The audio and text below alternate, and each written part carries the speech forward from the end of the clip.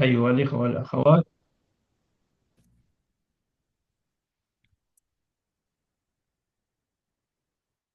بسم الله الرحمن الرحيم، والحمد لله والصلاة والسلام على رسول الله. أيها الإخوة، السلام عليكم ورحمة الله وبركاته، وأهلا بكم Bismillah. في هذا اليوم الجميل. Baik. تفضل. Ikhwan dan akhwat sekalian yang dirahmati dan dimuliakan oleh Allah Subhanahu wa taala, Syekh menyambut antum semua dalam daurah kali ini. Baik, fadhil Syekhna. الآن سوف أبدأ وأغلق الكاميرا أساس نركز على المادة العلمية. Baik, absyir Syekhna. نشكر الأستاذ محمد على هذه الدعوة، ونبدأ كما اتفقنا المهارات الأساسية لإدارة الحلقة. المهارات الأساسية لإدارة الحلقة. وأنا أخوكم شاب فادي العاصمي، مدرب ومستشار تربوي وأسري، وسبق أن أتيت إلى إندونيسيا وخصوصا مكسر، وتعاوننا مع الإخوة في الجمعية آه، على بعض الأمور، على إلقاء الدورات المناسبة. Baik. تفضل. Jadi ikhwas sekalian, materi kita pada kesempatan kali ini tentang keterampilan-keterampilan pokok dalam mengelola halaqah. Syekh menyebutkan dan memperkenalkan diri, beliau Syekh Musyabbab Fahad Al-Asimi. Beliau merupakan trainer dalam permasalahan yang terkait tema kali ini, dan beliau sudah pernah mengunjungi kota Makassar untuk mengadakan pelatihan juga. Taib, fadhal Syekhna. آه، أهم المهارات المهمة في معلم، الذي ينبغي أن توجد في معلم الحلقة، هي إتقان أحكام التجويد. لأن المعلم إذا لم يتقن أحكام التجويد فربما وكذلك الحركات والقراءة، فربما علم الطلاب تعليما خاطئا. تفضل. Taib. Keterampilan yang pertama yang perlu dikuasai oleh seorang pengajar Al-Quran yaitu menguasai hukum-hukum tajwid.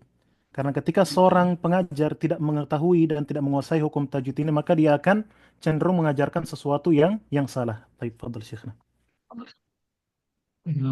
لأنه من خلال واقع نجد أن بعض المعلمين والمعلمات يجتهدون، ولكنهم يعلمون الطلاب آه، أولا بعض الكلمات الخاطئة، وكذلك لا يجيدون التجويد. وهذا طبعا يعتبر خطأ، لأن الطالب سوف يكبر وربما يصبح إماما، يصبح معلما، وهو لا يتقن التجويد أو لا يتقن حتى قراءة الكلمات. Taib. Karena faktanya kita dapati sebagian guru mungkin bersungguh-sungguh dalam mengajar, akan tetapi karena mereka tidak menguasai ilmu yang mereka ajarkan tersebut, maka ini merupakan suatu kesalahan. Karena ketika seorang guru mengajarkan murid dengan sesuatu yang salah, maka murid tersebut akan tumbuh menjadi imam, mungkin menjadi guru dan lain sebagainya, juga akan tumbuh dalam kesalahan. Baik, fadhil Syekhna. ومن خلال يعني الخبرة، قد كنت رئيسا لجمعية تحفيظ القرآن في بلدنا. عندما كنا نختبر الطلاب، كان هناك بعض الطلاب يخطئون في كلمات معينة، ولما سألنا فقالوا إن المعلم لا يدقق. لأن بعض المعلمين همه أن يحفظ الطالب، أن يحفظ الطالب القرآن، أو أنه يدخل في المسابقات أو غير ذلك. وهذا كما قلنا خطأ كبير، هذا كلام الله عز وجل. فعلى المعلم أن يتقي الله سبحانه وتعالى، وأن يجيد حفظ القرآن الكريم هو، أو على الأقل قراءته. تفضل. Baik.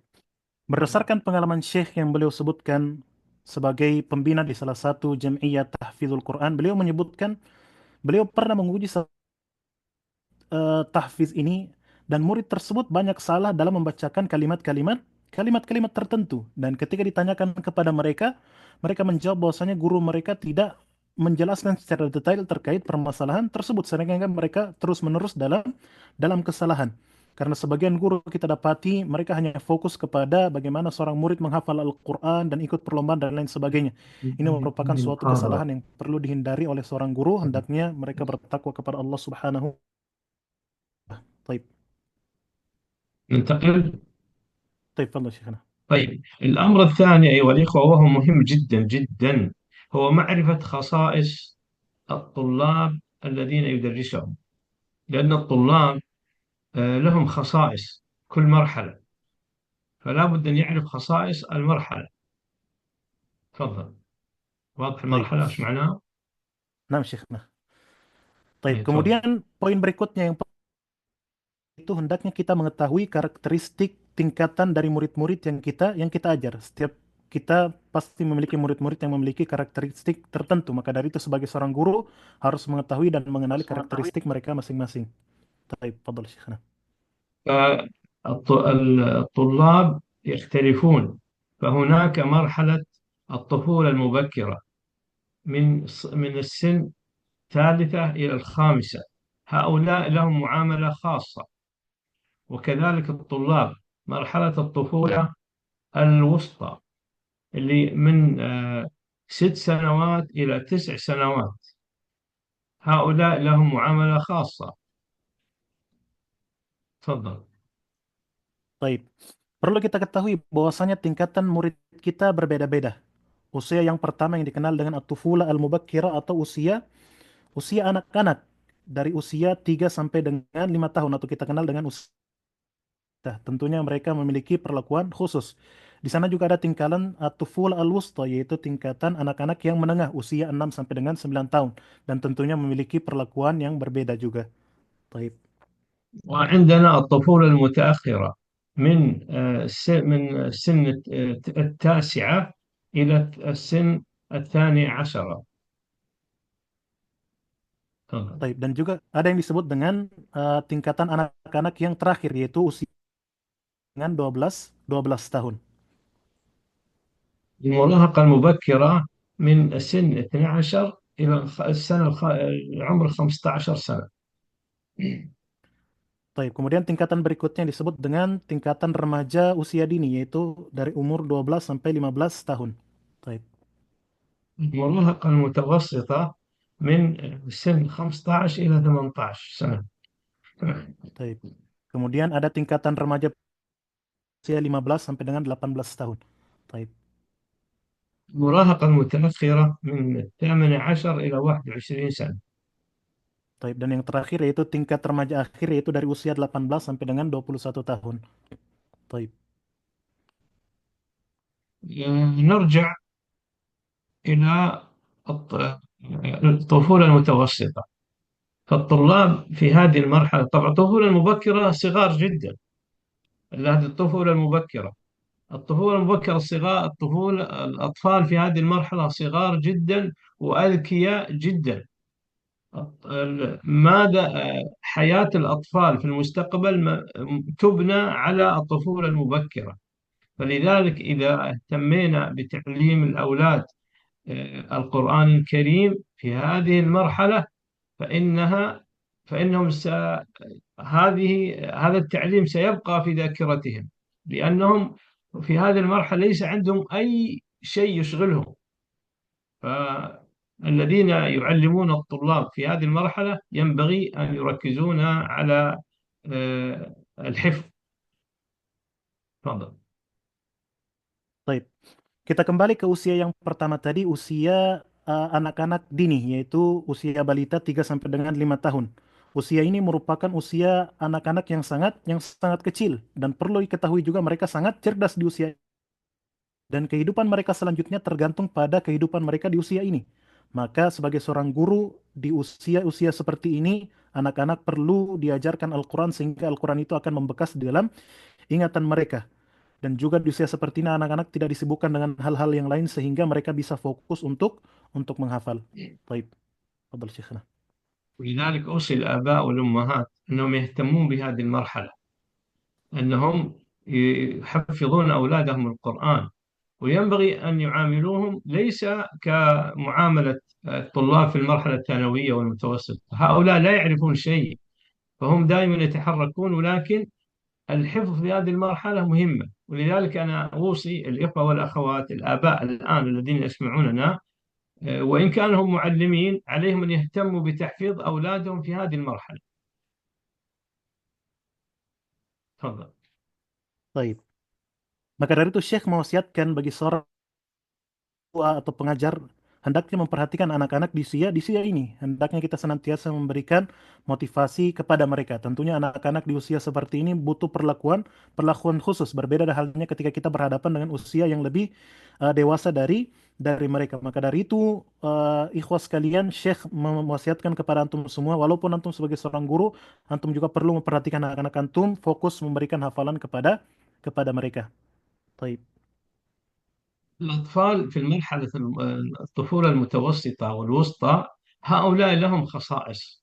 ينبغي لمعلم الحلقة ومعلمة الحلقة أو معلم الفصول في تحفيظ القرآن أن ينتبهوا لها. لهم خصائص تختلف عن خصائص المرحلة الثانوية أو الجامعية. Baik. تفضل. Kemudian yang kedua yaitu usia anak-anak pertengahan. Sebagaimana kita sebutkan tadi, usia 6 sampai dengan 9 tahun. Seperti ini juga memiliki karakteristik tertentu yang berbeda dari anak-anak di usia SMP dan lain sebagainya. Baik. الأطفال في هذه المرحلة كثيرون اللعب، كثيرون الحركة، لا يجلسون، دائما هم يتحركون. هذا هذا الطبع الأطفال في هذه المرحلة. بعض المعلمين أو المعلمات يغضبون عندما يجدوا الطفل يتحرك ويذهب ويجي ولا يجلس في مكانه. بعض المعلمين يتضايق، ونقول لا تضايق، لابد أن تعرف أن هذه طبيعة المرحلة، ينبغي أن تراعي هذا الأمر. Baik. تفضل. Di usia seperti ini, anak-anak akan banyak bermain, banyak bergerak dan tidak mau tenang di tempat mereka. Ini merupakan suatu tabiat yang perlu kita sadari sebagai seorang guru. Sebagian guru kita dapati mereka marah ketika mendapati hal seperti ini, ketika mendapati murid-muridnya banyak bermain dan lain sebagainya. Maka dari itu sebagai seorang guru kita perlu mengetahui dan menyadari tabiat-tabiat mereka ini. بعض المعلمين كما قلت، طبعا هذه المرحلة من سن 6 سنوات إلى 9 سنوات. بعض المعلمين يتضايق وربما يضرب الأطفال، وربما يجبرهم على الجلوس وعلى السكوت وعلى عدم الحركة، وهذا خطأ كبير جدا جدا، يجعل الأطفال يهربون من المعلم. Baik. تفضل. Sebagaimana telah kita sebutkan tingkatan kali ini yaitu antara 6 sampai dengan 9 tahun. Kita dapati sebagian guru tidak menyadari hal ini sehingga mereka memukul santri-santri mereka, bahkan memaksa mereka duduk diam, yang hal ini membuat para santri berusaha lari dari guru tersebut. Taib. في هذه المرحلة الأطفال يحتاجون إلى التشجيع، يعني تشجعهم، تقول أنت بطل، أنت ممتاز، إذا حفظت فأنت أعطيك مثلا حلاوة، أو أعطيك جائزة بسيطة. فهم يحبون المدح ويحبون التشجيع. بالقوة لا يحفظون، ولكن بالتشجيع يحفظون. Baik. Anak-anak di usia kali ini atau di usia tingkatan ini sangat butuh dengan motivasi dan dorongan. Sebagai seorang guru kita perlu memberikan apresiasi atau mungkin memberikan hadiah sederhana kepada mereka. Usia seperti ini anak-anak lebih bermanfaat dengan pujian dan dorongan daripada dengan kekerasan. Taib. وهذه نقطة مهمة جدا، ينبغي لمعلمي القرآن ومعلمي يعني تحفيظ القرآن أن ينتبهوا لها. لأن من خلال التجربة بعض المعلمين يتضايق ويريد من الأطفال أن يحفظوا بالقوة، يريد أن يحفظوا بالقوة، وأحيانا يضربونهم لماذا لا يحفظون، وهذا خطأ كبير جدا، تجعل الطلاب يهربون من الحلق. تفضل. Baik.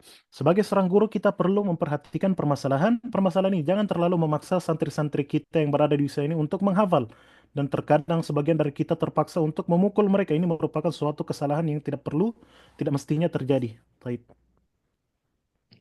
والأطفال في هذه المرحلة حساسون جدا. يريدون من المعلم أن يشجعهم، ولا يريدون منه أن ينتقدهم. فينبغي للأب للمعلمين أن ينتبهوا لهذا الكلام. لا ينتقدهم ولا يرفع صوته عليهم ولا يضربهم، لأنهم لا يعرفون حرام ولا حلال، ويعرفون أجر ولا غير ذلك. فأي خطأ من المعلم في هذه المرحلة بالذات سيجعل الطلاب ربما يتركون الحلقة وربما يكرهون الإسلام. تفضل. Perlu kita ketahui usia تفضل. anak-anak di usia seperti ini sangat sangat sensitif. Mereka sangat butuh terhadap pujian dan mereka tidak suka dimarahi. Maka jangan sampai kita mengangkat suara memarahi mereka. Usia anak-anak seperti ini mereka belum paham halal haram, mereka belum paham pahala, hukuman dan lain sebagainya. Ketika kita sangat keras terhadap mereka, mungkin mereka akan benci dan berlari dari halaqah. Baik, tafadhal Syekhana. قبل شهر جاءني ولي أمر يقول ولدي كفر بالله. فقلت له لماذا؟ قال يقول بأنه يكره القرآن ويكره مدرس القرآن. فعندما سألت الأب قال إن الولد لم يحفظ، فالمعلم استهزأ به أمام الأطفال وقال أنت غبي ما تفهم. لذلك يقول أنا أكره القرآن ولا أحبه، والوالد يظن أنه كفر بالله، وهذا فهم خاطئ. فالمعلم هو السبب في هذا الموضوع. Baik. تفضل. Syekh menyebutkan di bulan lalu ada seorang tua yang datang kepada beliau mengeluhkan tentang anaknya yang tidak suka lagi untuk ikut halaqah Al-Quran. Ketika ditanyakan kepada orang tua tersebut apa sebab anak ini benci kepada Al-Quran dan benci kepada gurunya, anak tersebut mengisahkan bahwasanya dia pernah disuruh oleh gurunya maju untuk membacakan hafalan, padahal hafalan tersebut belum ia hafalkan. Kemudian guru tersebut mencacinya dengan perkataan-perkataan yang tidak pantas, mengatakannya bodoh dan lain, sehingga anak tersebut benci dengan guru dan benci dengan Al-Quran. Dan orang tuanya mengatakan bahwasanya mengira bahwasanya anaknya kafir dengan hal tersebut. Ini merupakan suatu kesalahan karena pendidikan yang salah yang menyebabkan hal ini terjadi. Baik. الطفولة المتأخرة من 9 سنوات إلى السنة 12 من العمر. تفضل. Baik, kemudian usia anak-anak tingkat akhir yaitu usia 9 sampai dengan 12 tahun. في هذه المرحلة بدأ الأطفال يكبرون وبدأوا يهتمون يعني بأنفسهم، ولذلك هم يبدأون يعاندون. هذه المرحلة صحيح أنهم كثيرون الحركة، ما زالت عندهم الحركة كثيرة وما زال يحتاجون للتشجيع، ولكنه في هذه المرحلة يبدأ العناد، يبدأ الطفل يعاند. فبعض المعلمين أو المعلمات يغضب عندما يعانده الطفل أو الطفلة، وبالتالي ربما يضربونهم أو يطردونهم من الحلقة، وهذا خطأ كبير. تفضل. Baik. Di usia tingkat akhir ini dari usia anak-anak, anak-anak sudah mulai tumbuh di usia ini dan mereka sudah mulai memperhatikan diri mereka masing-masing. Akan tetapi di usia ini mereka mungkin masih banyak bermain, banyak bergerak dan lain sebagainya. Mereka juga tetap butuh motivasi. Sebagai seorang guru kita tetap harus sabar dan tidak memarahi anak-anak di usia ini dari dari halaqah. Baik. نعم، يعني هذه أيها الإخوة طبعا المراهقة المبكرة والمتوسطة. طبعا هذه المبكرة من المراهقة المبكرة من 15 إلى 8 إلى من 12 إلى 15. فهؤلاء أيضا عندهم مشكلة، وهي أنهم لا يحبون الانتقاد، وهم ينتقدون المعلم ويرفضون الأوامر ويرفضون السلطة، لا يريدون أحد يأمرهم. يعني في هذه المرحلة الأطفال لا يريدون أحد يأمرهم من 12 إلى 15، وينتقدون المعلم وينتقدون التدريس ويعاندون أيضا. فينبغي للمعلم والمعلم أن ينتبهوا لهذه النقطة الخطيرة. تفضل. Baik. Kemudian tingkatan selanjutnya yaitu tingkatan remaja fase awal yaitu di usia 12 sampai dengan 15 tahun. Di usia ini sebagai seorang guru juga kita perlu memperhatikan bahwasanya usia-usia seperti ini anak-anak tidak suka lagi atau masih tetap tidak suka dihukum. Dan lebih parahnya mereka tidak suka diperintah. Maka dari itu sebagai seorang guru perlu memperhatikan permasalahan seperti ini yang menyebabkan terkadang anak-anak ketika sering diperintah atau dihukum mereka akan membenci halakoh mereka. Baik. طبعاً أيها الإخوة، هذه الخصائص مهمة جدا. المعلم والمعلمة لابد أن يعرفونها جيدا. أنا ذكرت أشياء بسيطة، ولكن لابد أن يدرسونها. خصائص الطفولة والمراهقة ضروري جدا، أولا من أجل أبنائهم، ثم من أجل تلاميذهم. وهي يعني موضوع مهم جدا جدا. تفضل. Baik. Itulah ikhwas sekalian beberapa karakteristik yang sangat penting untuk kita ketahui sebagai seorang guru yang tidak boleh kita lalaikan sama sekali karena ini merupakan perkara yang sangat penting dan penting sekali kata kata Syekh. خلاص. طيب تفضل شيخنا.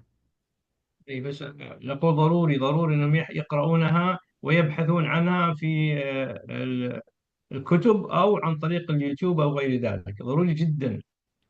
تفضل. طيب, bagi seorang guru harus mempelajari permasalahan seperti ini bisa kita dapati di buku maupun di video-video YouTube dan lain sebagainya tentang karakteristik anak-anak yang kita bina. طيب تفضل شيخنا. الامر الثاني المهم جدا بعدما يعرف المعلمين والمعلمات مراحل او خصائص النمو هو معرفة طرق التعليم، تعليم القرآن الكريم. تفضل. Baik. Kemudian poin berikutnya, setelah kita mengetahui karakteristik dari murid-murid yang kita ajar, kita perlu juga mengetahui cara mengajar yang benar. Baik, fadhal Syekhna. أيها الإخوة، تعليم القرآن يختلف عن تعليم المواد الأخرى.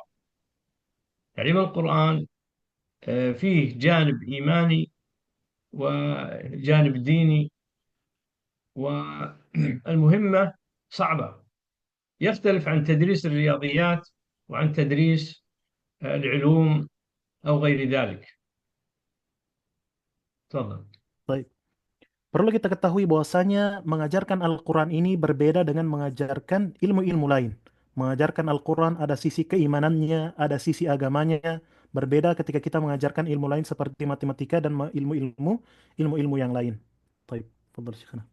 المواد الأخرى، الرياضيات والعلوم وغيرها والإنجليزي وغيرها، هذا الناس يتسابقون عليه، الناس يدفعون الأموال لكي يتعلموا. أما القرآن فليس كذلك. غالب الناس يأتي محتسبا، وبعض الأطفال يأتي مرغما من أجل والديه، وليس من أجل النجاح. هذا الفرق الأول. تفضل. Sebagaimana kita ketahui dan telah kita sebutkan, mengajarkan Al-Quran berbeda dengan mengajarkan matematika, bahasa Inggris, atau pelajaran-pelajaran yang lain, yang dimana anak-anak pasti akan berlomba-lomba untuk mengikuti pelajaran tersebut, dan bagian mereka rela untuk membayar untuk bisa mempelajari hal tersebut. Berbeda dengan Al-Quran, terkadang anak-anak mempelajari Al-Quran hanya sekedar mengharapkan pahala, bahkan sebagian terpaksa dari orang tuanya untuk mengikuti pelajaran Al-Quran. Baik. الأمر الثاني هو أن المعلمين المواد العلوم والرياضيات وغيرها لو أخطأوا أو ظلموا الطلاب أو قصروا في حقهم، فالطلاب ينظرون لهم كمعلمين عاديين، يعني يعتبرون هذا شيء طبيعي. ولكن معلم القرآن ومعلمة القرآن إذا أخطأوا فإن الطلاب قد يكرهون الدين ويكرهون القرآن بسبب تصرف بعض المعلمين. هذه مشكلة كبيرة. تفضل. Baik. Ketika mengajarkan pelajaran-pelajaran lain seperti matematika, bahasa Inggris, dan lain sebagainya, ketika seorang guru salah dalam mengajar atau tidak maksimal dalam mengajar, mereka akan menganggap ini suatu yang biasa-biasa saja. Sebaliknya, ketika seorang guru salah dalam mengajarkan Al-Quran, akan bisa menjadi sebab seorang anak membenci Al-Quran, membenci gurunya, dan lain sebagainya. Baik. الأمر الثاني، المواد الأخرى، الرياضيات والعلوم وغيرها، لو نجح الشخص ويعني تقدم، فهذا يعني فيه فائدة. ولكن معلم القرآن ومعلمة القرآن عندما يحفظ الطلاب، يحفظون القرآن ويجيدونه، فإن الأجر يترتب على الأجر المترتب على ذلك كبير، يستمر إلى يوم القيامة. فتجد هذا الطالب الذي يحب القرآن حياته ستكون طيبة، وكذلك سيكون معلم للقرآن. فأجر معلم القرآن يختلف تماما عن معلم الأمور الأخرى. فينبغي للمعلمين والمعلمات أن يضعوا هذا في أذهانهم. تفضل. Baik. Ketika mengajarkan pelajaran-pelajaran yang lain dan murid-murid kita sukses, tentunya di sana terdapat faedah juga atau keutamaan. Akan tetapi sebagai seorang guru yang mengajarkan Al-Quran, ketika anak Al-Quran, mereka bisa membaca Al-Quran dengan baik, maka akan ada pahala yang sangat besar yang akan didapatkan oleh seorang guru yang terus-menerus sampai hari kiamat nanti. Maka dari itu, apa yang dia dapatkan oleh seorang guru Al-Quran berbeda dengan guru yang mengajarkan pelajaran-pelajaran lain. Maka ini perlu kita pahami dan diletakkan di dalam diri kita masing-masing sebagai seorang guru Al-Quran. Taib. ولذلك ينبغي للإخوة والأخوات أن يتقوا الله عز وجل في تعليم القرآن، وأن يصححوا نياتهم، وأن يحرصوا على اتباع الطرق الجيدة أو الممتازة في تعليم القرآن الكريم، يبحثون عنها ويستفيدون من المعلمين الآخرين. فنقول عليهم أن يتقوا الله، وليعلموا أن تعليم القرآن يختلف عن تعليم المواد الأخرى. وتعليم القرآن هو يعني عبادة عبادة يعني عظيمة جدا، وهي العبادة التي قام بها جبريل عليه السلام، وقام بها النبي صلى الله عليه وسلم، قام بها كبار العلماء. هذه العبادة لا توجد في أي مكان في العالم إلا في هذا الدين العظيم. تفضل. Baik, maka dari itu sebagai seorang guru hendaknya kita senantiasa bertakwa dalam mengajarkan Al-Quran ini. Kita perlu memperbaiki niat kita dalam mengajar. Kita perlu mengusahakan atau berusaha untuk mengikuti cara-cara yang benar, belajar dari guru-guru yang lain dalam mengajarkan Al-Quran. Intinya mengajar Al-Quran, mengajarkan pelajaran-pelajaran yang lain. Mengajarkan Al-Quran merupakan ibadah yang sangat agung, ibadah yang bahkan dilakukan oleh malaikat Jibril dan juga dilakukan oleh Nabi Shallallahu Alaihi Wasallam dan juga para ulama-ulama yang lain yang menunjukkan bahwasanya ini merupakan amalan yang sangat utama. Baik. ننتقل إلى طرق تعليم القرآن. طبعا في بعض الأشياء كثيرة، لكن نحن نبدأ بالأولى، معرفة إدارة الحلقة. Baik. تفضل. Kita melangkah ke materi berikutnya terkait bagaimana cara mengajar. Yang pertama yaitu mengetahui bagaimana mengelola suatu halaqah. Baik. Fadhal Syekhna. أولا التدرج في التعليم. لابد أن الأخ أو المعلم والمعلمة أن يتدرجون في تعليم الطلاب. فيبدأون يعني يجزئون الآيات إلى أجزاء على حسب قدرات الطلاب. فيتدرجون.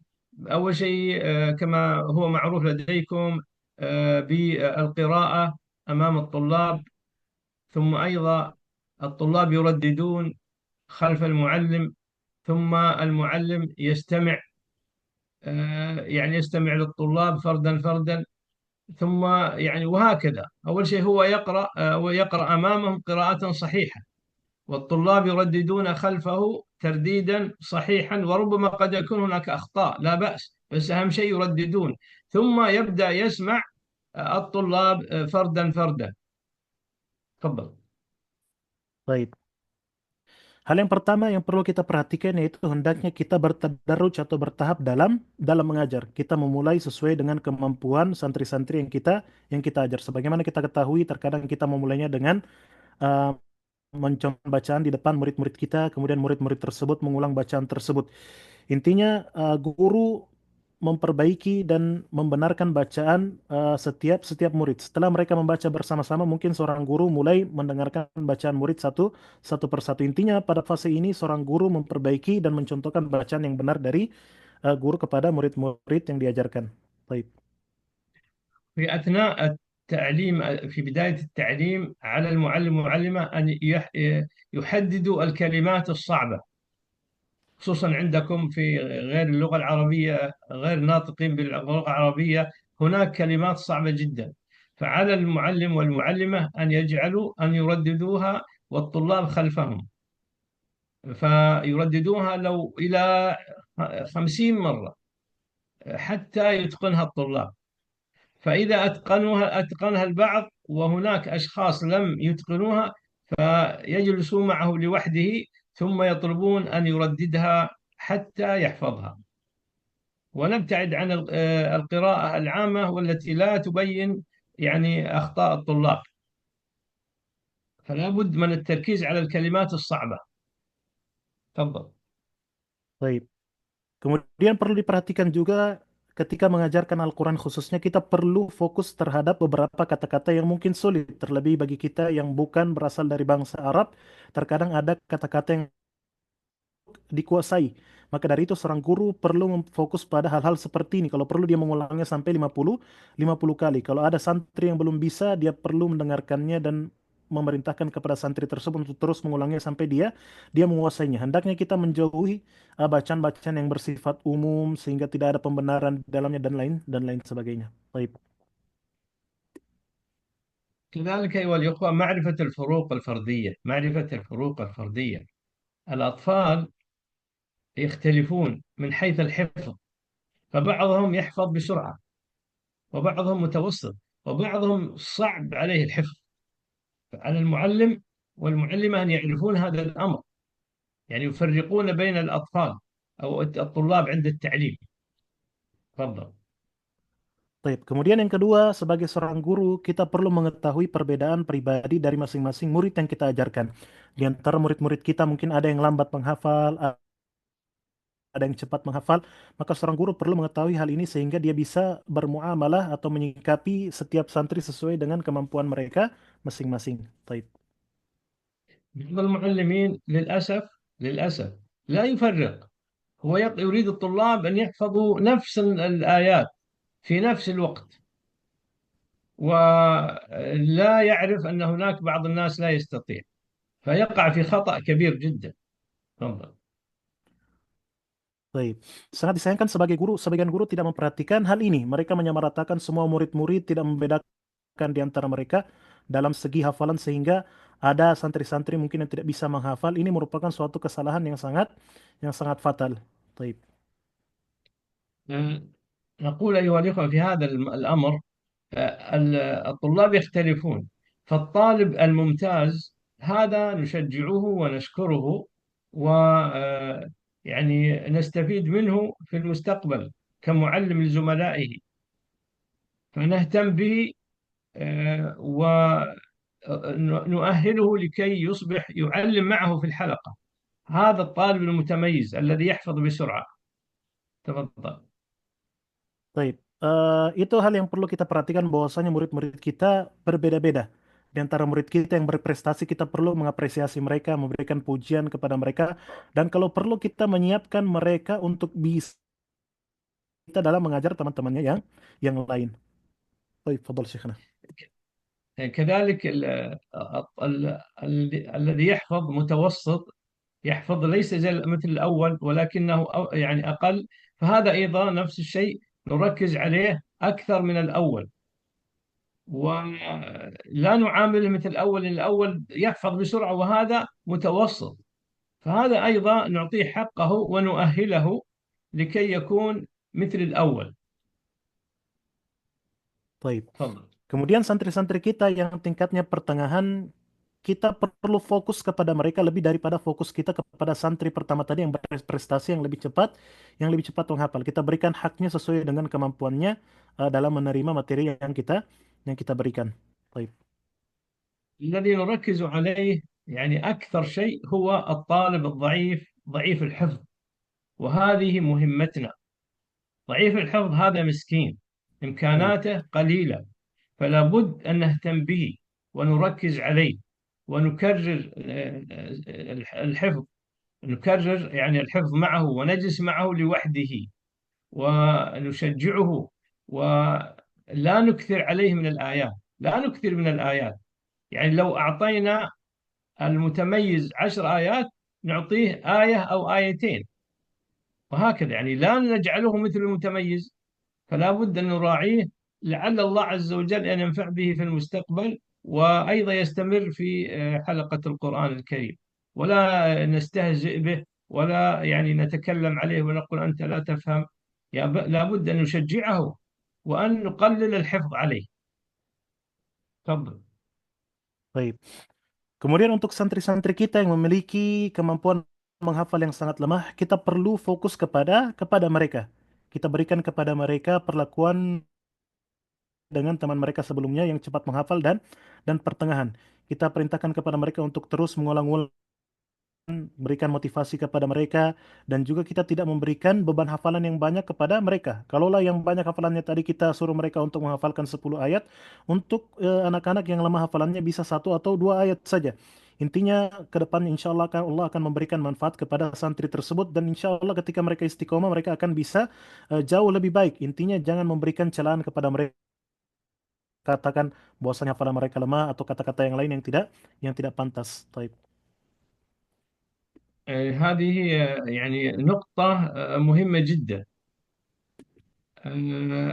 خصوصا أيضا من الفروق الفردية أن بعض الأطفال يحفظ بالنظر، إذا نظر إلى القرآن يحفظ، وبعضهم بالسمع.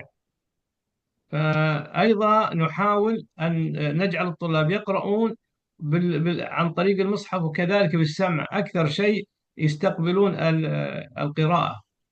السماع مهم جدا، أن الطلاب يرددون ويسمعون من المعلم. وكذلك الذي يستطيع يقرأ فهذا لا بأس، جيد جدا. لكن نعرف أن هناك إنسان سمعي وهناك إنسان بصري، فلا بد ندرس هذا الأمر. تفضل. Baik. Dan yang perlu kita pahami, perbedaan pribadi santri-santri kita, di antara santri kita mungkin ada yang mudah menghafal dengan cara melihat, dan sebagian yang lain mungkin mudah menghafal dengan mendengar. Intinya kita perlu memahami hal seperti ini sehingga kita bisa melakukan atau memberikan perlakuan terbaik kepada santri-santri kita sesuai dengan kemampuan mereka masing-masing. Intinya bagaimana kita memerintahkan kepada mereka untuk senantiasa mengulang-ulang bacaan tersebut dan mengoreksi setiap kesalahan yang terjadi pada bacaan mereka. Baik, fadhil Syekhna. كذلك أيضا نراعي الفروق الفردية بالنسبة للأطفال أو الطلاب بشكل عام. منهم مثلا طويل وجسمه قوي، ومنهم ضعيف جسمه ضعيف ويعني قصير، فهذا طبعا يؤثر على النفسية. فأيضا لا نحتقر هذا القصير ونهتم مع هذا الشخص الطويل ونجعله هو يعني القائد، فلا، قد يكون هذا الضعيف هو القائد. فلا نحتقر الطلاب يعني سواء بطولهم أو بوزنهم أو بلونهم أو بقريتهم. فهؤلاء ينبغي أن يكون عندنا في هذا المجال سواسية. عرفت؟ هذه الفروقات الفردية بين الطلاب ينبغي أن يكون عندنا سواسية. ولد التاجر، ولد الفقير، الطويل، القصير، مثلا المهم هؤلاء في هذه الصفات التي يعني ما ليس لها علاقة بالتعليم، فينبغي أن يكون سواسية عندنا. تفضل. واضح Baik, عندك؟ waduh, waduh, Syekhna. تفضل. Baik. Yang perlu kita perhatikan juga di antara perbedaan pribadi santri-santri kita, di antara santri kita mungkin ada yang memiliki postur tubuh yang tinggi kuat, sebagian yang lain posturnya pendek dan lemah. Tentunya hal-hal seperti ini dapat berpengaruh dalam jiwa santri-santri kita, dapat mental mereka masing-masing. Maka dari itu, sebagai seorang guru, hendaknya kita tidak membeda-bedakan antara santri-santri kita. Kita menyamaratakan mereka, entah mereka anak orang kaya atau mereka orang yang tinggi, dan lain sebagainya. Faktor-faktor yang tidak ada kaitannya dengan pembelajaran tidak perlu kita terlalu fokus terhadap hal-hal tersebut. Sehingga kita bisa memberikan yang terbaik kepada santri-santri kita dan tidak membedakan di antara mereka. Taib. المعلمين والمعلمات يهتمون بأولاد التجار، الأولاد الجميلين، الأولاد الأذكياء، ولا يهتمون بأولاد الفقراء أو القصيري القامة أو يعني مثل أولاد يعني الضعاف، ما يهتمون بهم، يركزون على أولئك. وهذا خطأ كبير. أنت لا تعلم من الذي يخدم الإسلام، من الذي ينفع الله به، هل هو ولد الفقير أو ولد الغني، أو هو الجميل أو الإنسان اللي يعني ليس بجميل، أو الولد الذكي أو الضعيف. أنت لا تعلم، لا تعلم من هو الذي يخدم الإسلام. فلذلك ينبغي أن تعاملهم سواسية، وأن تركز على الفقير الضعيف. فهذا لك أجر عظيم عندما تركز عليه، وربما يكون ينفع الله به الأمة وتكون أنت السبب. تفضل. Baik. Sebagian guru kita dapati sangat disayangkan hanya fokus kepada murid-murid mereka, entah mereka mempertimbangkan hanya fokus kepada murid-murid yang tampan atau hanya fokus kepada murid-murid yang kaya. Ini merupakan sesuatu yang sangat keliru bagi seorang guru. Hendaknya mereka juga fokus kepada anak-anak yang miskin, anak-anak yang jelek dan lain sebagainya, dan tidak hanya fokus kepada santri-santri tertentu saja. Karena kita sebagai seorang guru, kita tidak tahu ke depannya siapa di antara murid-murid kita tersebut yang dapat bermanfaat bagi Islam dan kaum muslimin. Maka dari itu, ketika kita dapati santri-santri kita dan kita tidak membedakan di antara mereka, ketika salah satu jadi seorang yang bermanfaat bagi Islam dan kita merupakan sebabnya, kita akan mendapatkan pahala yang besar di sisi Allah Subhanahu wa taala. Baik. كذلك أيها الإخوة، تعليم القرآن كما قلنا ليس محبب لدى الطلاب. القرآن ليس محبب لدى الطلاب، لأنه في نظر الناس يعني ليس وراءه مادة. عرفتوا؟ فلا بد نحن أن نخترع طرق تشجيع الطلاب وحثهم وترغيبهم في القرآن الكريم. لا بد أن نبذل كل السبل من أجل الطلاب أن يحبوا القرآن الكريم. تفضل. Baik. Kemudian perkara berikutnya yang perlu kita perhatikan bahwasanya mempelajari Al-Qur'an secara tabiat anak-anak mungkin sesuatu yang tidak disukai karena mungkin mereka tidak memiliki tujuan atau tendensi tertentu terkait hal tersebut. Maka dari itu sebagai seorang guru kita perlu senantiasa memotivasi berikan dorongan kepada santri-santri kita sehingga mereka cinta terhadap Al-Qur'an. Baik. فطرق التشجيع كثيرة، طرق التشجيع كثيرة، منها أشياء مادية كإعطائهم أنواع الحلوى أو مثلا المال، الربية وغير ذلك. هذه أشياء مادية. وهناك طرق معنوية ليست مادية، يعني مثل المدح والثناء، ومثلا الإعجاب وغير ذلك. فلا بد نحن نعرف الطرق المادية والطرق المعنوية. تفضل. Baik.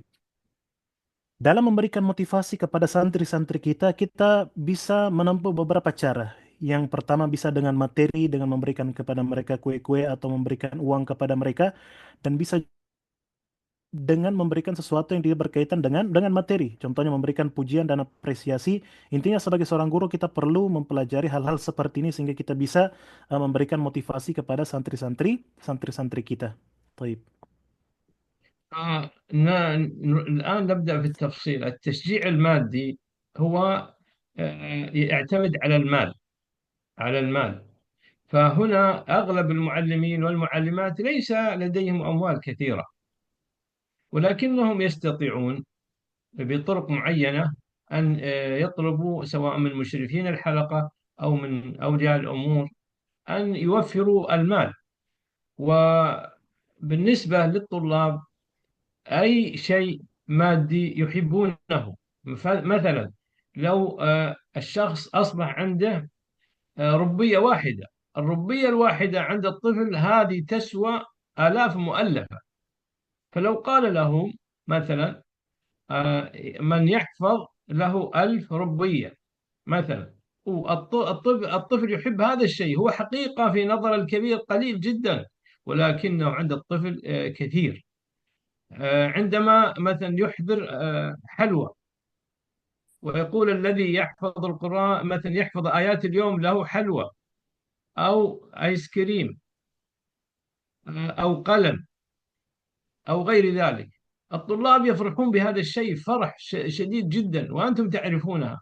فلا بد أن نبحث عن الجانب المادي، ونشكل به، يكون هناك يعني آه، أحيانا ربية، أحيانا علك، أحيانا حلاوة، أحيانا قلم، أحيانا دفتر، أحيانا يشكل المعلم. وهذا نقطة مهمة جدا جدا. تفضل.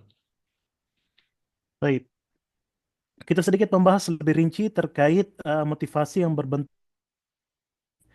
Mungkin sebagian guru tidak memiliki uang yang banyak, maka dari itu kita bisa meminta kepada musyrif mungkin atau penanggung jawab untuk menyediakan hadiah-hadiah tersebut.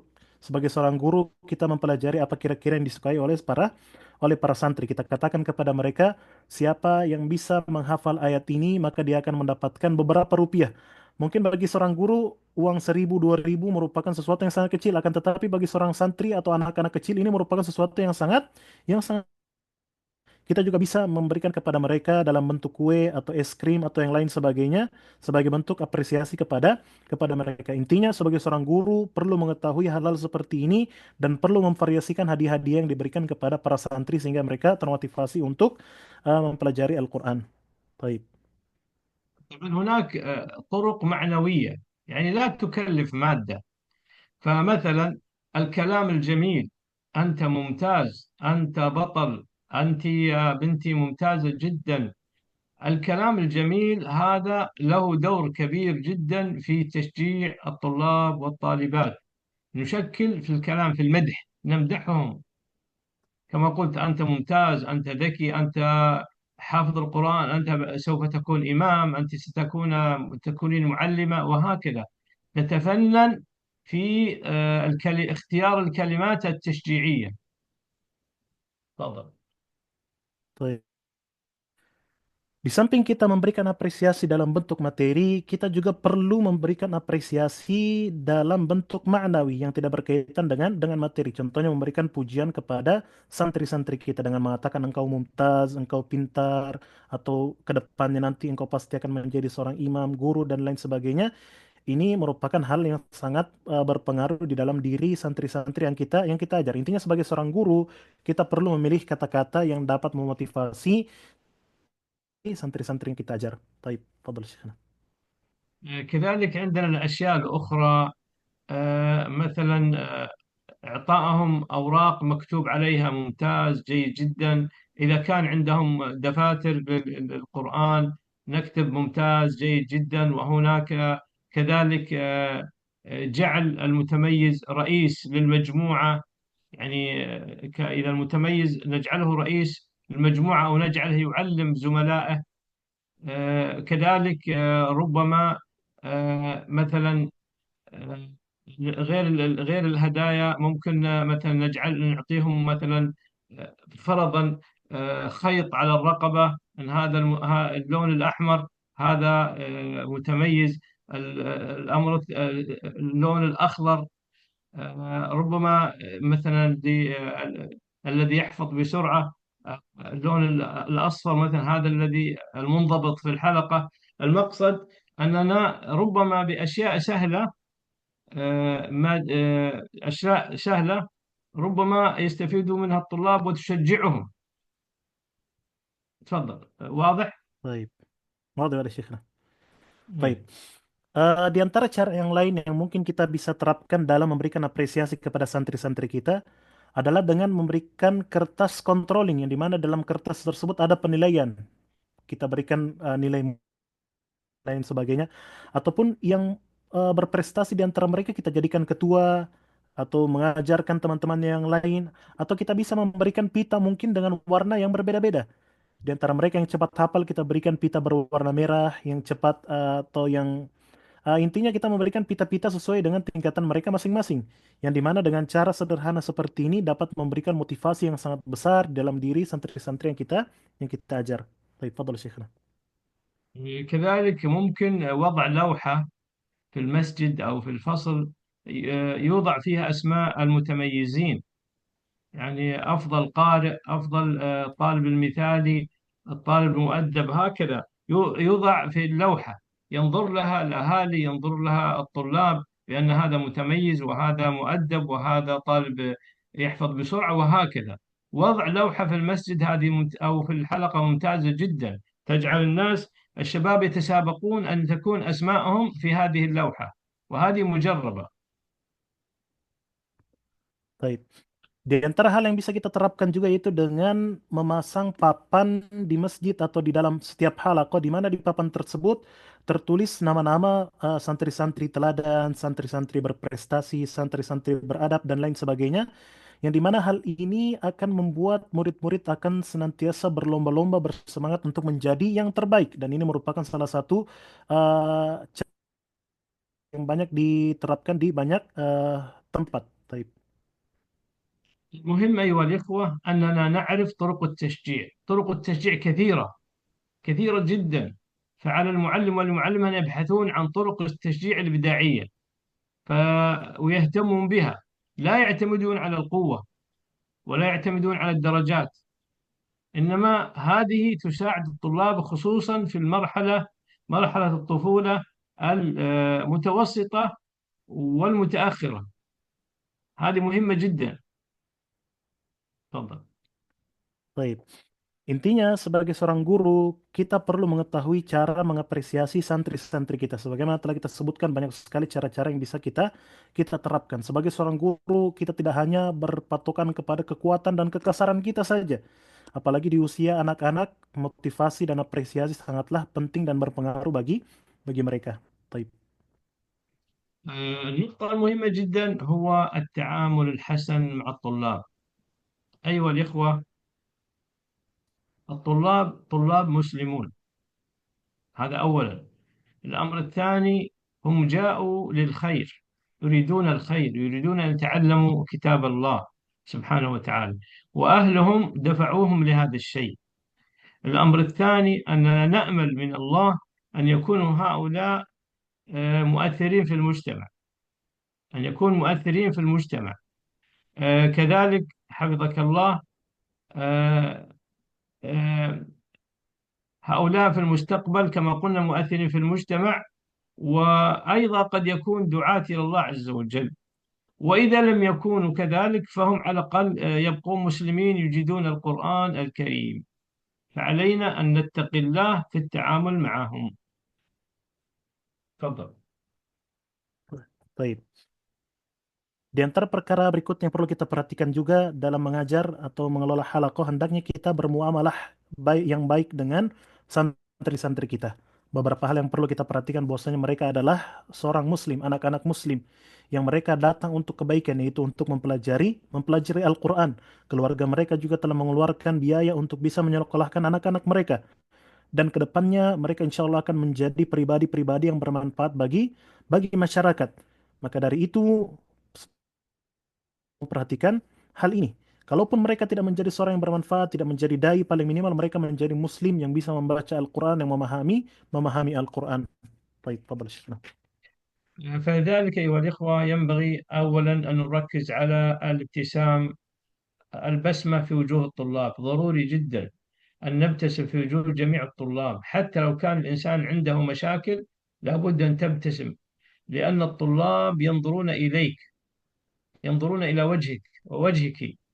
هل إذا ابتسمتم فهم يرتاحون، ولكن إذا الإنسان غضب وقطب الجبين فإن الطلاب يخافون، خصوصا في الطلاب الصغار. إذن الابتسامة مهمة جدا، مهمة جدا جدا. Baik. Kemudian, eh ikhwah dan akhwat sekalian, kita perlu senantiasa fokus dengan permasalahan senyum kepada santri-santri kita. Apapun kita hadapi sebagai seorang guru, kita perlu senantiasa tersenyum kepada santri-santri kita. Karena santri-santri kita akan menilai kita dari wajah kita. Ketika kita menampilkan wajah yang senantiasa tersenyum, mereka akan bahagia. Sebaliknya ketika kita datang dengan muka yang marah-marah, santri akan takut, khususnya ketika kita mengajarkan anak-anak. Maka dari itu perkara senyum ini merupakan perkara yang sangat doruri, perkara yang sangat penting untuk diperhatikan. Taib. لأن الطلاب الآن في وسائل التواصل الاجتماعي يشاهدون، يشاهدون الذين سواء في الأفلام أو في المقاطع، ويقابلون تجار المخدرات، وهؤلاء وتجار الجنس، هؤلاء دام يبتسمون في وجوه هؤلاء الصغار. فإذا كان معلم الدين ومعلمة الدين يعبثون في وجوه الطلاب ولا يبتسمون، وهؤلاء يبتسمون، فهم سوف يذهبون إلى أولئك الفاسدين. تفضل. Baik. Karena kita dapati santri-santri kita terkadang sering berselancar di media sosial. Mereka melihat di film-film, di sinetron-sinetron, para pecandu narkoba, mereka menampakkan wajah-wajah yang ceria. Mereka senantiasa tersenyum. Maka apabila kita mendapati para pengajar Al-Quran bermuka masam, tidak mau tersenyum dan lain sebagainya, santri-santri ini akan meninggalkan mereka dan lebih memilih kepada apa yang mereka dapati di media terhadap pergaulan-pergaulan yang tidak baik. Baik. كذلك أيها الإخوة ضروري الاحترام، نحترم الطلاب، نحترم احترام كبير كأنهم كبار. هؤلاء هم صغار الآن ولكنهم في المستقبل كبار، وينبغي أن نحترمهم ونتعامل معهم تعاملا جيدا ونحتسب الأجر عند الله عز وجل. حتى لو كان عندنا مشاكل عائلية لا بد أن نتحمل ونحترمهم. هؤلاء أهل الله، هؤلاء جاءوا من أجل القرآن، فينبغي أن نتقي الله سبحانه وتعالى فيهم وأن نحترمهم مهما كان صدر منهم، ومهما كانت أوضاعهم، ومهما كانت ظروفهم. علينا أن نحترمهم احترام كبير، يعني حتى لو كان صغير تعامله احترام كبير كأنه كبير. النبي صلى الله عليه وسلم كان إذا قابل الصغار يقول ماذا فعل ابن غير، يعني كان يكني الأطفال ويشجعهم وهم الصغار صلى الله عليه وسلم، لأنه يعلم أن هؤلاء سوف يكون يوما من الأيام كبارا. فنحن نحترمهم احترام شديد حتى يحبوننا، ويحبون إذا حبونا أحبوا القرآن الكريم، وحتى نزرع فيهم قيمة الاحترام. تفضل. Baik. Di antara perkara yang perlu kita perhatikan juga adalah kita senantiasa menghormati murid-murid kita. Walaupun mereka merupakan anak-anak kecil, ke depan mereka akan menjadi orang-orang yang besar. Intinya kita mengharapkan pahala dari setiap apa yang kita lakukan dalam setiap muamalah kita terhadap santri-santri kita. Walaupun kita memiliki masalah keluarga, jangan bawa permasalahan tersebut ketika kita mengajar santri-santri kita. Ingat sekali lagi bahwasanya santri-santri kita datang untuk kebaikan. Mereka datang untuk mempelajari Al-Quran, maka muliakanlah mereka. Bagaimanapun permasalahan yang mereka lakukan, tindak dan gerak-gerik mereka, kita tetap harus memperlakukan mereka dengan hati-hati mereka. Bagaimana Nabi SAW kita dapati beliau bermuamalah dengan anak-anak, beliau tetap bermuamalah dengan muamalah yang baik. Apa tujuan dari semua hal ini? Agar murid-murid kita cinta kepada gurunya. Lebih dari itu, ketika mereka telah cinta kepada gurunya, mereka juga akan cinta terhadap Al-Quran yang kita ajarkan. Baik. الأمر المهم الآخر هو أن نرحمهم، نرحم هؤلاء الصغار، لا بد أن نرحمهم ونعطف عليهم. النبي صلى الله عليه وسلم يقول ليس منا من لم يرحم صغيرنا، فالذي لا يرحم الصغار هذا ليس على طريقة المسلمين. فهؤلاء الأطفال يخطئون، وربما يعاندون، وربما يلعبون، وربما يعني تصدر منهم تصرفات تزعجنا، ولكن علينا أن ننظر إليهم بعين الرحمة وعين الشفقة، وبهذا يحبوننا ويحبون القرآن، خصوصا الناس الضعاف الفقراء، الناس الذين مثلا لا يحفظون بسرعة. ينبغي أن نركز على أول شيء الرحمة على الجميع، خصوصا أصحاب الحاجات الخاصة. Baik. Di antara perkara تفضل. yang perlu kita perhatikan juga bahwasanya hendaknya kita senantiasa menyayangi murid-murid yang kita ajarkan. Kata Nabi SAW, bukan termasuk golongan kami orang-orang yang tidak menghormati anak-anak kecil di antara mereka. Maka dari itu, sebagai seorang Muslim, kita menyayangi dan saling menghargai di antara kita. Apapun perilaku yang dilakukan oleh santri kita, tindakan mereka yang mungkin terkadang mengganggu kita, jangan sampai hal tersebut dapat menumbuhkan kebencian di dalam diri kita. Kita perlu melihat santri-santri kita dengan pandangan kasih sayang. Bagi santri-santri yang telat menghafal, kurang dalam pelajaran dan lain sebagainya, kita perlu memfokuskan kasih sayang kita juga kepada mereka. Taib. أريد من كل واحد أو واحدة يحضرون معنا كل واحد يغمض عينيه ويتذكر أفضل معلم أو معلمة مر عليه. يتذكر المعلمين الذين كانوا يرحمونه وكانوا يقدرونه. تذكر وليعلموا أن الطلاب في المستقبل سيفعلون هذا الشيء. تفضل. Baik, Syekh meminta antum semua yang hadir, coba antum tutup mata antum semua dan antum ingat siapa kira-kira guru yang sangat berpengaruh bagi antum, yang dulu yang sangat sayang kepada antum, yang sering memuliakan antum dan lain sebagainya. Hal ini juga yang akan antum rasakan ke depannya bagi santri-santri antum ketika mereka senantiasa mengingat mengingat antum. Baik. طيب، ناقش آخر نقطة عندنا هو الاهتمام بالإنجازات. الاهتمام بإنجازات الأطفال. هؤلاء الطلاب كما قلنا يختلفون في الحفظ، فمنهم من يحفظ بسرعة، ومنهم من يحفظ آية، ومنهم من يحفظ آيتين. فلا بد نحن أن نهتم بهذا الشيء. فإذا جاء الطالب مثلا، أنت مقرر عليك على الطلاب حفظ 5 آيات أو 10 آيات، فجاء طالب وقال أنا حفظت آية، فنقول ممتاز جدا، أنت ممتاز، أنت مبدع.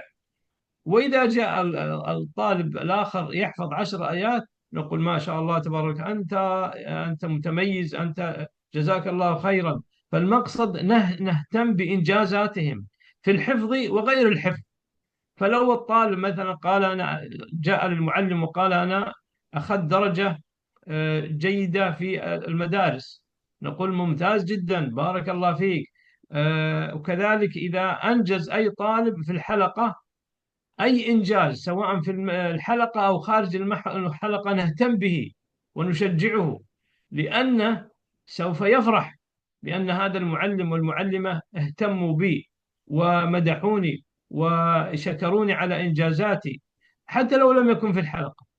فالمقصد احنا نهتم بإنجازات الطلاب الذي يذكرونها لنا، وهم بالتالي قد يعني يتعلقون بالحلقة أكثر، ويتعلقون بالمعلم أكثر، ويحفظون أكثر، وربما أنجزوا وختموا القرآن بسرعة. تفضل تفضل. Baik. Kemudian poin berikutnya yang perlu kita perhatikan adalah senantiasa fokus dan perhatian terhadap pencapaian santri-santri kita. Sebagaimana telah kita sebutkan bahwasanya santri kita memiliki pencapaian dan kemampuan yang berbeda-beda. Maka kita sebagai seorang guru perlu perhatian terhadap hal ini. Ketika kita mungkin memiliki target setiap santri menghafalkan 5 ayat. Kalau ada santri yang baru menghafalkan 1 ayat, tetap kita puji mereka. Kita katakan Masya Allah, Mumtaz, dan lain sebagainya. Kalimat pujian yang lain. Dan juga ketika ada yang menghafalkan lebih dari target 10 ayat, misalnya kita dan lain sebagainya, ini merupakan hal-hal yang sangat berpengaruh di dalam diri santri-santri yang kita ajarkan. Intinya, bagi seorang guru, kita perlu perhatian dengan pencapaian-pencapaian dari santri-santri kita. Entah berkaitan dengan hafalan atau hal-hal yang lain, sebagai seorang guru kita perlu mengapresiasi setiap pencapaian mereka. Sehingga murid ini merasa bahwasanya guru saya sangat perhatian dengan saya, dan mereka memiliki ketergantungan dengan halaqah, cinta kepada halaqah, dan mungkin bisa menghafalkan Al-Quran dengan cepat karena mereka telah cinta terhadap mereka. Baik. نحن نختم هذه الحلقة، وأنا أخاطب الأخوة والأخوات. إذا أنتم أنجزتم إنجازا، أي إنجاز في أي مجال، بيع، شراء، أي شيء، فجئتم لشخص وتكلمتم عنده، فإذا استقبل هذا الإنجاز ومدحك أنت ترتاح وتنبسط. ولكن إذا لم يهتم أنت تتضايق. فكذلك الأطفال يعني هم يحتاجون إلى مدح إنجازاتهم والثناء عليهم أكثر من الكبار. Baik. تفضل.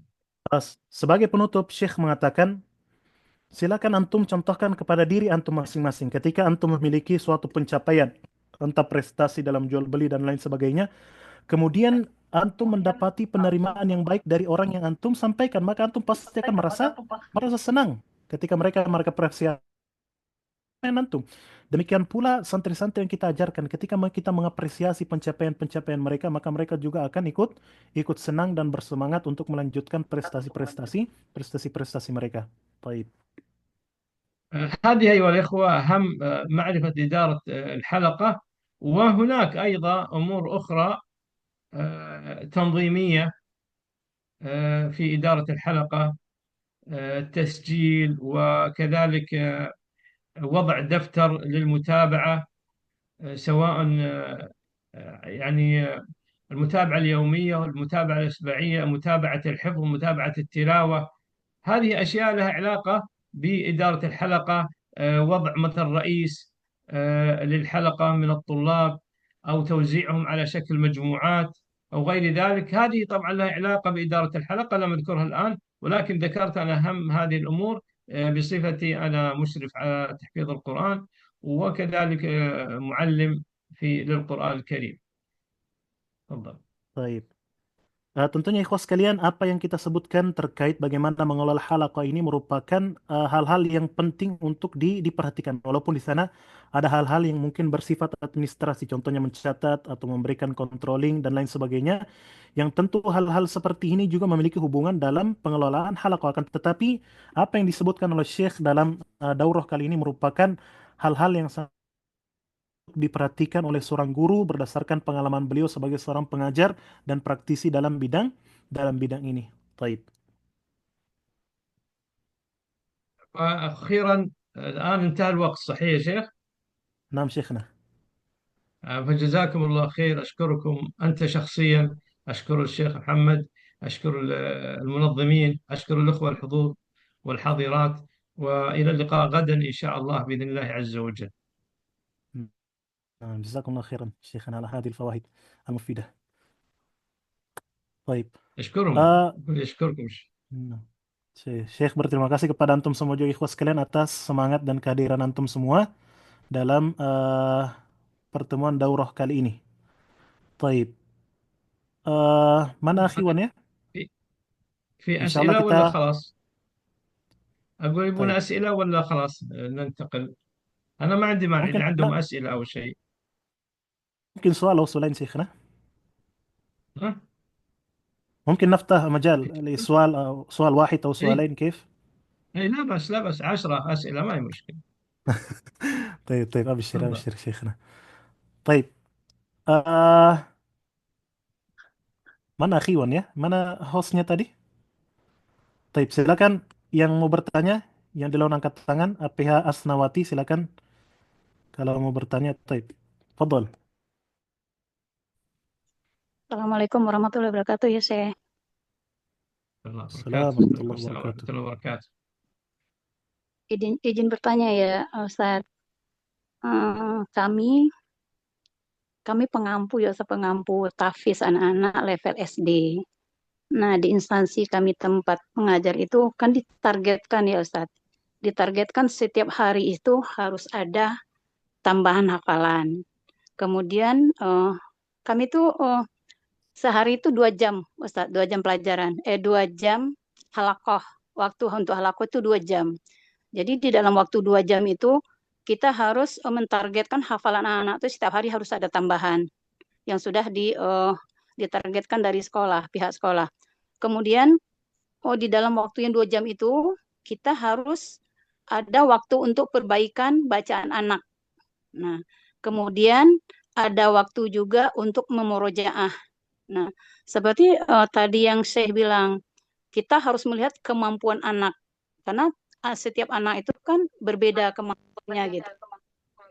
Jadi untuk anak-anak yang cepat mungkin bisa ngejar dan sudah bisa membaca.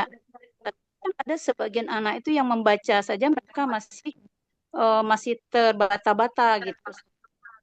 Kalau kita pisah mereka dari teman yang lain, tapi kan sekolah masalah itu setiap hari setiap hafalan.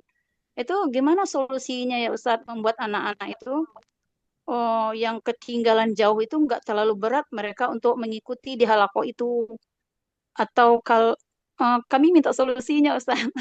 Kami minta solusinya gimana caranya kita untuk bisa memungkinkan hafalan anak yang dengan waktu yang sempit sementara setiap hari itu harus ada tambahan hafalan. Nah, sementara hafalan yang kemarin anak lemah hafalannya itu masih jauh dari teman-teman yang lain gitu. Bisa mengikuti untuk ujian kan jus sementara mereka center tatih-tatih gitu Ustaz. Kami mohon solusinya gimana untuk membedakan untuk mencarikan solusi untuk anak-anak kita hafalannya sementara mereka juga harus setiap hari harus menambah hafalannya gitu Ustaz. Itu aja Ustaz, jazakallah khair. Baik. Ah, sebelum Ana طويل lanjut, كلام طويل. Syekh. Baik. Ikhwan yang mau bertanya atau akhwat yang mau bertanya langsung ke poin intinya ya, supaya memudahkan kami juga sebagai penerjemah. Langsung kepada inti pertanyaan antum. Baik. Syekhna, كما إيه. جرى في معهدنا المقرر إيه. للطلاب في كل يوم فيه زيادة الحفظ وفيه المراجعة وفيه التحسين، مع أن وقت الحلقة ساعتين مم. فقط في اليوم. كيف نرأي هذه المشكلة؟ هذا الطلاب يا شيخ أيوه. لابد أن نهتم بالفروق الفردية في طالب الضعيف لم ينتج هذا المقرر. فما رأيكم في هذه المشكلة؟ هذا يحتاج إلى أول شيء الأمر يرفع إلى إدارة المعهد. لابد أن يعرفون كون ساعتين ليس فرضا من الله موجود في الكتاب والسنة. لا يشترط، قد يكون 3 ساعات 4 ساعات، ما هي مشكلة. كذلك إذا ممكن يعني لابد إدارة المعهد أن تراجع الآيات المحفوظة أو الزمن. عندك زمن وعندك آيات، فلا بد أن يراجعوا. وطبعا من الذي يعطيك الكلام الصحيح؟ هو المعلم. المعلم والمعلمة هم الذي يعرفون الحقيقة، ليس الإدارة. الإدارة لا يعرفون، ولكن الذي يعرف هو المعلم. فلا بد من إدارة المعهد أن تجلس مع المعلمين والمعلمات وينسقون بين الآيات وبين الزمن. هذا أمر مهم جدا، وهذا هو الحل. يا إما يزيدون الآية الزمن أو يناقصون الآيات، والمرجع في هذا هو المعلم والمعلم وليس الإدارة. تفضل. طيب. Yang perlu kita perhatikan dalam permasalahan yang ditanyakan, hal ini harus segera dikonsultasikan dengan pihak penanggung jawab. Tentunya yang lebih mengetahui tingkatan dan kemampuan murid-murid adalah guru yang secara langsung turun melihat dan mengawasi perkembangan murid-murid. Maka dari itu sebagai seorang guru kita perlu menyarankan hal-hal yang terbaik kepada pihak penanggung jawab di sekolah sehingga mereka bisa menetapkan target dan lain sebagainya sesuai dengan kemampuan santri masing-masing, sehingga setiap santri dapat menyelesaikan target yang telah ditetapkan kepada mereka sesuai dengan memaksakan diri mereka. Intinya sekali lagi kata Syekh, sebagai seorang guru kita lebih tahu daripada para penanggung jawab karena kita yang bersentuhan langsung dengan para santri-santri yang kita bina. Taib. السؤال لكن الأخير شيخنا. قد ها نعم لا، نعم تفضل قبل، شيخنا. لكن قد دقيقة، لكن تعليق على السابق. الإدارة قد نعم لا نعم تتعامل، قد لا تغير النظام. فنقول للمعلم والمعلمات عليهم أن يركزوا على الضعيف. الضعيف يركزون عليه ويعطونه وقت أطول ويشجعونه. المتميز هذا انتهى، هو جيد، لكن نقول ركزوا على الطالب وجزوا عليه الآيات إذا لم تتعامل معكم الإدارة. تفضل. طيب. Sebagai tambahan dari Syekh, kalau memang setelah konsultasi dengan pihak penanggung jawab dan tidak ada perubahan dari segi aturan, sebagai seorang guru kita bisa lebih fokus kepada santri-santri kita yang segi hafalan. Kita berikan waktu lebih banyak kepada mereka. Santri-santri yang sudah berprestasi dan lain sebagainya memiliki hafalan yang cepat, kita tetap berikan hak mereka, akan tetapi kita lebih fokus kepada santri-santri kita yang lebih lemah dalam segi hafalan. طيب. يبدو أن الوقت تجاوز شيخنا، نكتفي بهذا. خلاص عرفت. طيب طيب جزاكم الله خيرا. كما تشاءون، كما تشاءون أنتم. طيب طيب جزاكم الله خيرا شيخنا. طيب.